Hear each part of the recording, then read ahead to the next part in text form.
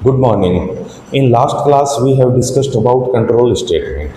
तो control statement में हमने देखा था कि तीन टाइप के होते हैं मेनली, कंडीशनल स्टेटमेंट, लूपिंग और जंपिंग स्टेटमेंट। ठीक है, तो आज हम डिस्कस करेंगे कंडीशनल स्टेटमेंट के टाइप्स। ठीक है, तो कंडीशनल स्टेटमेंट्स क्या होता है, जैसे नाम से सजेस्ट हो रहा है कि it is execute a block of code based on condition. ठीक है, तो कंडीशन के आधार पे ये कोड को एग्जीक्यूट करता है। ठीक है, तो कंडीशनल स्टेटमेंट के अंदर हमने देखा था कौन कौन से होते हैं, if statement, if else statement, nested if else statement, if else if ladder और स्विच केस। ठीक है, तो ये पांचों हम वन बाय वन डिस्कस करेंगे।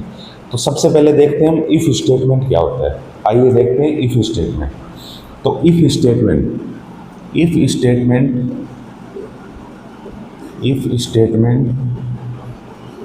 is used to execute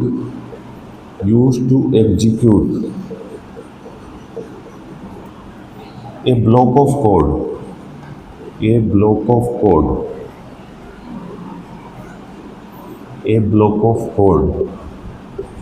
only when a certain condition is true.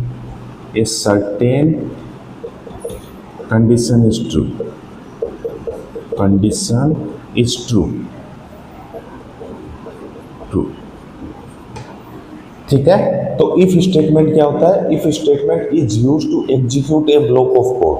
If statement क्या करता है, एग्जीक्यूट करता है ए ब्लॉक ऑफ कोड को ओनली व्हेन, केवल जब a certain condition is true, जब सर्टेन कंडीशन मतलब कोई निश्चित कंडीशन ट्रू होती है तब इफ स्टेटमेंट क्या करता है, ए ब्लॉक ऑफ कोड को एग्जीक्यूट करता है। ब्लॉक ऑफ कोड का मतलब क्या हो गया कि बंच ऑफ कोड।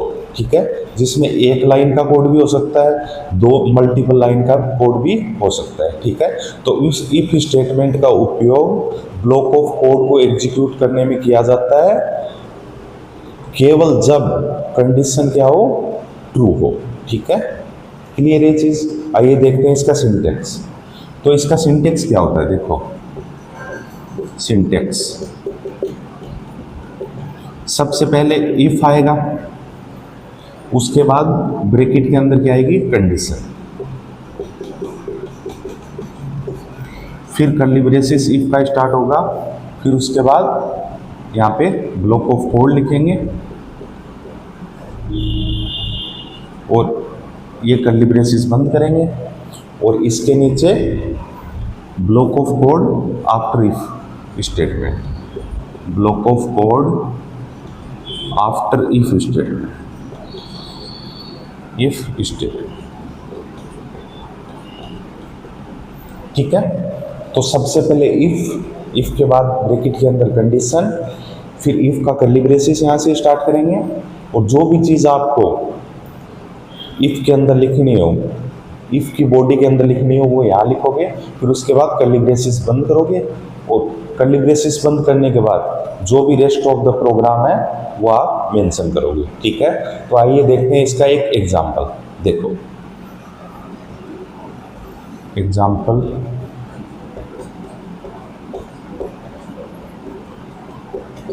तो सबसे पहले मैं एक क्लास बना रहा हूँ, क्लास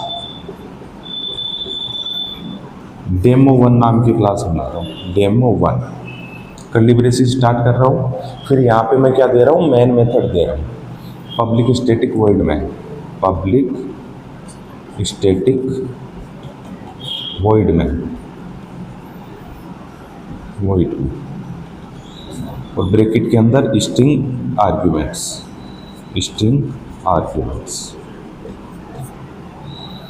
और मेन मेथड का कर्ली ब्रेसेस यहाँ से स्टार्ट किया। अब मैं यहाँ पे एक इंटीजर टाइप का वेरिएबल ले रहा हूँ, a इक्वल टू 50। ठीक है, अब मैं इस इफ स्टेटमेंट का यूज करूँगा, देखो कैसे, यहाँ पे लिखता हूँ मैं, इफ ब्रैकेट के अंदर मैं दे रहा हूँ कंडीशन, तो a ग्रेटर देन 20 और कर्ली ब्रेसेस स्टार्ट किया इफ का, फिर उसके बाद मैं यहाँ पे कोई भी कोड लिख रहा हूँ, जैसे system dot out dot println, system dot out dot println, bracket में A is greatest number, A is greatest number, और ये बंद कर दिया। कर्ली ब्रेसेस का यहाँ पे बंद कर देंगे। और एक और मैं स्टेटमेंट प्रिंट करवा रहा हूँ, system dot out dot println, bracket के अंदर this statement is after if block, ठीक है।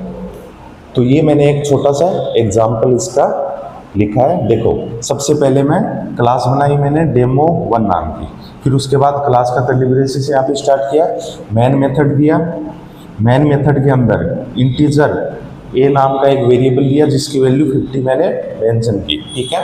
फिर उसके बाद मैं इफ के अंदर कंडीशन ले रहा हूँ। सिंटेक्स क्या होता है इफ का, सबसे पहले इफ, फिर उसके बाद कंडीशन। तो इफ लगाया मैंने, फिर उसके बाद ब्रैकेट में क्या दे रहा हूँ, कंडीशन दे रहा हूँ कि ए ग्रेटर देन 20, कि ए ग्रेटर देन 20 है, तब तो ये जो स्टेटमेंट आपने दिया है वो प्रिंट हो जाएगा, अदरवाइज कुछ भी प्रिंट नहीं होगा, ठीक है।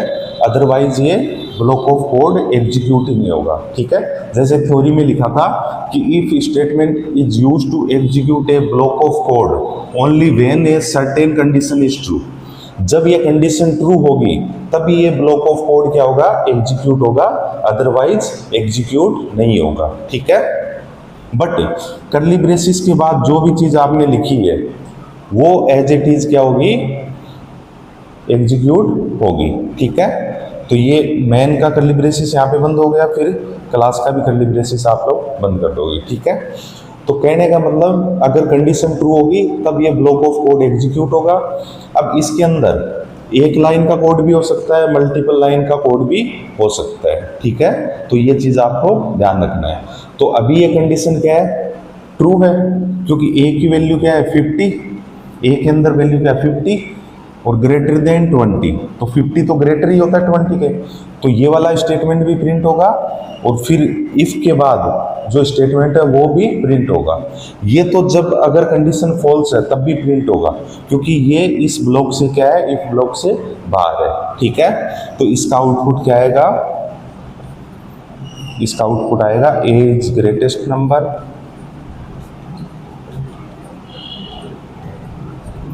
और दूसरा this statement is after if block, this statement is after if block, after if block, ठीक है। तो ये इसका आउटपुट आएगा, ठीक है। तो आप कोई भी कंडीशन के कोडिंग क्या कर सकते हो, किसी सर्टेन कोड को एग्जीक्यूट कर सकते हो, किसी ब्लॉक ऑफ कोड को क्या कर सकते हो, आप एग्जीक्यूट कर सकते हो, ठीक है। तो ये था इफ स्टेटमेंट के बारे में। नेक्स्ट क्लास में हम पढ़ेंगे इफ एल्स स्टेटमेंट के बारे में। तो आज के लिए इतना ही, थैंक यू।